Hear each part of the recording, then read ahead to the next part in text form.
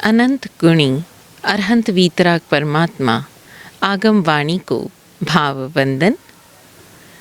बोधि प्रदाता अनंत उपकारी सद्गुरुदेव को वंदन नमन।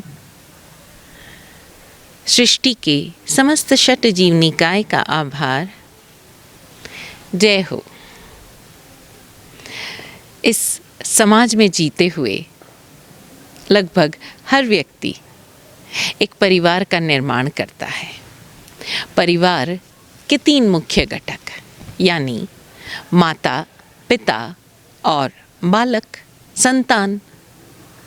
ये माँ, पिता और इनके संयोग से जिस संतति का निर्माण होता है तो कहा जाता है सामाजिक अर्थों में कि एक परिवार पूर्ण होता है।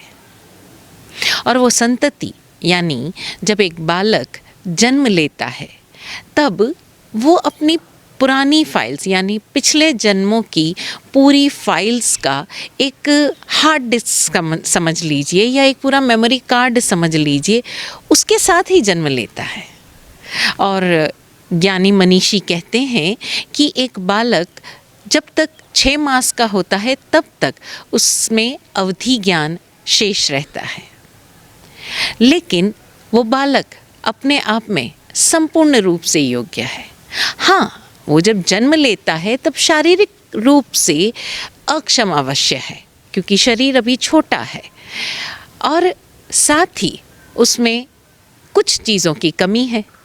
इस संसार में इस समय जब उसने जन्म लिया है तो ये संसार में जो कुछ चल रहा है उसकी सूचनाओं का अभाव है।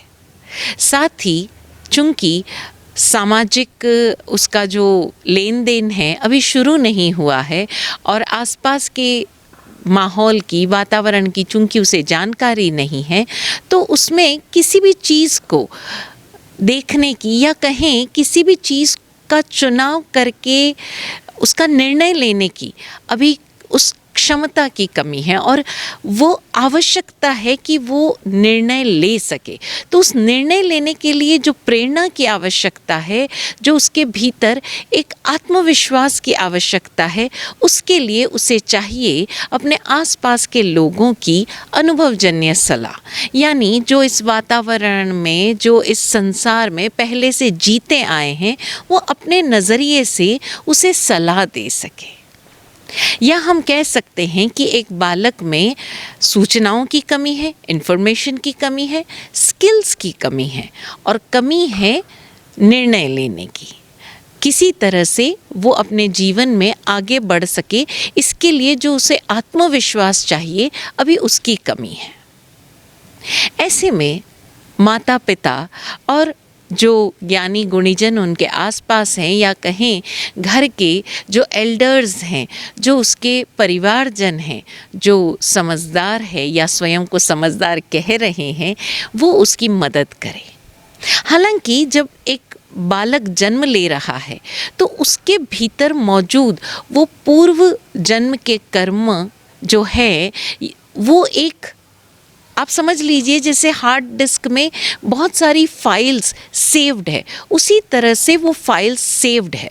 लेकिन वो जब इस नए शरीर रूपी प्रोग्रामर में या कंप्यूटर में फिट की गई है तो उन फाइल्स को खुलने के लिए ज़रूरी है सही सॉफ्टवेयर की, यानी सही सूचनाओं की, शिक्षा की। अब वो शिक्षा उस योग्यता को जगाएगी जो उस बालक में सुप्त रूप में मौजूद है। और वो योग्यता, वो इनहेरेंट पोटेंशियल हर किसी में है। Each and every living being has its own inherent potential. वो योग्यता, वो पोटेंशियल, वो अर्हतता किसी से भी उधार नहीं ली जा सकती। और हम ध्यान दें, ये शिक्षा उस अर्हतता को, उस योग्यता को जागृत कर सकती है, उसे खिला सकती है, उसे उजागर कर सकती है, मगर पैदा नहीं कर सकती। और यहीं भूल हो जाती है। आम तौर पर सभी माता पिता को या सभी अभिभावकों को ऐसा लगता है कि बालक जितना ज़्यादा पढ़ेगा उतना ज़्यादा इंटेलिजेंट बनेगा, क्योंकि आज से 20 साल पहले या 25 साल पहले, जब वो स्वयं बालक थे, जब वो स्वयं युवा थे, तब जो आज इन्फॉर्मेशन है उस समय उनके पास नहीं थी और आज भी नहीं है, क्योंकि वो 25 साल पहले के इन्फॉर्मेशंस अलग थी, वो दुनिया अलग थी। आज 25 साल में दुनिया अलग हो गई है और वो प्रतिपल चेंज हो रही है। ये सृष्टि, ये प्रकृति, ये संसार, ये दुनिया प्रतिपल बदल रही है। यही तो एक चीज़ है जो कांस्टेंट है। Yes, change is the constant. तो जब प्रतिपल बदल रही है तो सूचनाओं का जो आदान प्रदान हो रहा है या सूचनाओं का जो जमावड़ा हो रहा है वो भी तो अलग होगा। लेकिन यहाँ पर भूल हो जाती है। हमें लगता है कि एक बालक जितनी जल्दी और जितनी ज़्यादा डिग्री ले वो उतना ज़्यादा इंटेलिजेंट है, और ये सूचनाएं जब एक बालक के अंदर या कहें एक किसी भी व्यक्ति के भीतर जब ये थोपी जाती है, जब ये वो बालक या वो युवा या वो हम कहें एक व्यक्ति उसे अपने अंदर इमिटेट कर लेता है, सिर्फ वो कहते हैं जमा करता जाता है, then there is created a mess of information. Yes, it is just a mess of information, and until and unless it is amalgamated with the potential of the person, the potential of the individual, it has no results. यानी जब तक वो सूचनाएं उसके भीतर बसी हुई उन योग्यताओं के साथ पूरी तरह जुड़ नहीं जाती, पूरी तरह से उन योग्यताओं में रच बस नहीं जाती, तब तक वो सिर्फ और सिर्फ सूचनाओं का ढेर रह जाता है। उसके भीतर की वो इंटेलिजेंस, वो प्रज्ञा, वो जागृत ही नहीं होती। और ऐसे में उसे अपने अभिभावकों का सहयोग चाहिए।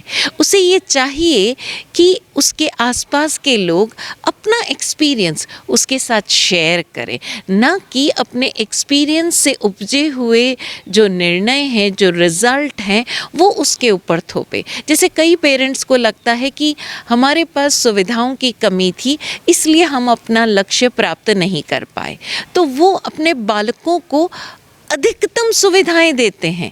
ये भूल जाते हैं कि एक पौधे को बड़े होने के लिए प्रकृति के सारे झंझावात, सारे मौसम का सामना करना होता है, और तभी उसके भीतर वो स्ट्रेंथ डेवलप होती है, वो इम्यूनिटी डेवलप होती है, और उस इम्यून सिस्टम, फिर वो चाहे शरीर का हो, मन का हो या हमारी आत्मिक योग्यताओं का हो, उसे पूरी तरह डेवलप होने के लिए आवश्यक है सारे उतार चढ़ाव।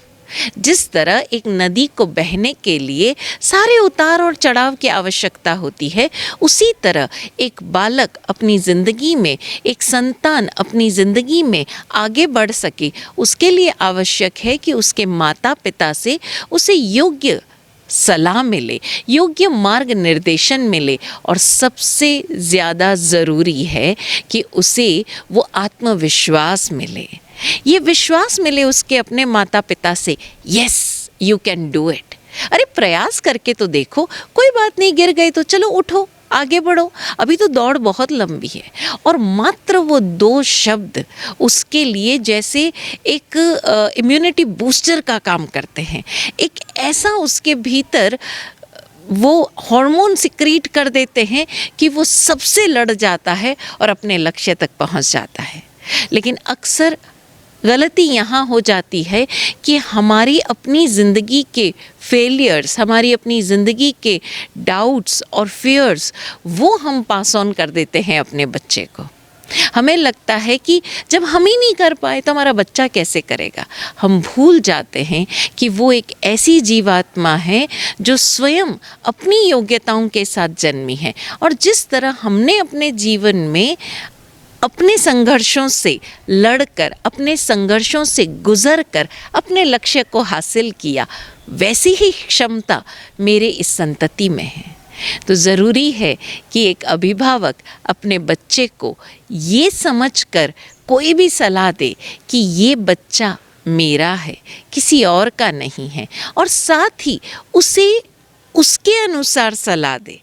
आप सिर्फ अपना अनुभव शेयर कर लो, बाकी काम वो संतति या वो संतान, वो बालक, वो युवा अपने आप कर लेगा। अब अक्सर प्रॉब्लम क्या होती है कि एक संतान, अब संतान की कोई उम्र नहीं होती, क्योंकि माँ बाप अगर 60 साल के हैं, हो सकता है संतान 40 की हो, लेकिन वो 60 साल के माँ बाप को, वो 65 साल के माँ बाप को अपनी 40 साल की संतान बिल्कुल आज भी उसी बच्चे की तरह लगती है जब वो 5-10 साल का था। और तब जो उसने गलतियाँ की थी, उन्हें लगता है कि ये 40 साल का जो मेरा बेटा है या मेरी बेटी है, ये भी वही गलतियाँ करेगी। वो ये भूल जाते हैं कि आज वो 40 साल का जो बेटा है या मेरी बेटी है, वो स्वयं माता पिता है। उन्हें अपने नज़रिए से दुनिया देखी है और अपने ही नज़रिए से वो अपने बच्चों को पालेंगे। और ये जो आपस का मामला है, वो उन्हें समभाव से नहीं देखने देता। यहाँ आवश्यकता है कि अभिभावक जब भी अपनी संतान को कोई भी बात कहे, तो ये समझकर कहे कि ये मेरी संतति है, मेरी संतान है, और ये संतान किसी अन्य के जैसी नहीं है।